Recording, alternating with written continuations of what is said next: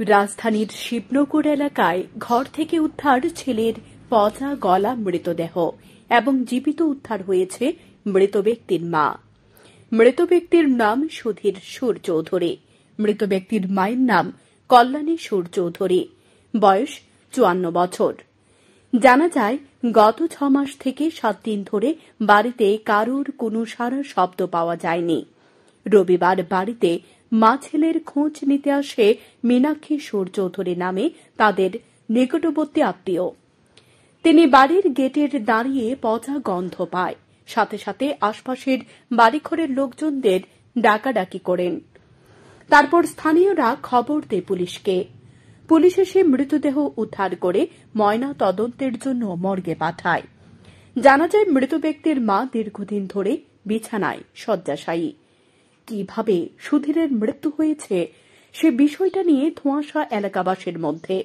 Police ঘটনা তদন্ত শুরু করেছে।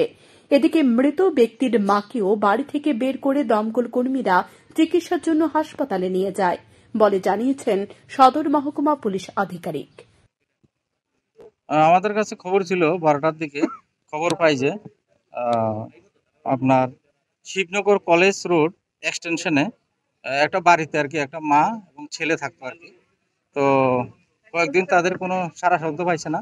আজকে ওনার ওই ছেলে কাকিমণি যখন আইছে, মীনাক্ষী সুর চৌধুরী, তখন দেখতে পাচ্ছে যে একটা এরকম জানি একটু গন্ধের মতো লাগছে। এরপরে পাড়া প্রতিবেশীকে জানাইছে, এরপরে থানায় খবর দিছে। তারপর থানার থেকে আমরা আসলাম, ডগ স্কোয়াড এসেছে, ফরেনসিক টিমও এসেছে।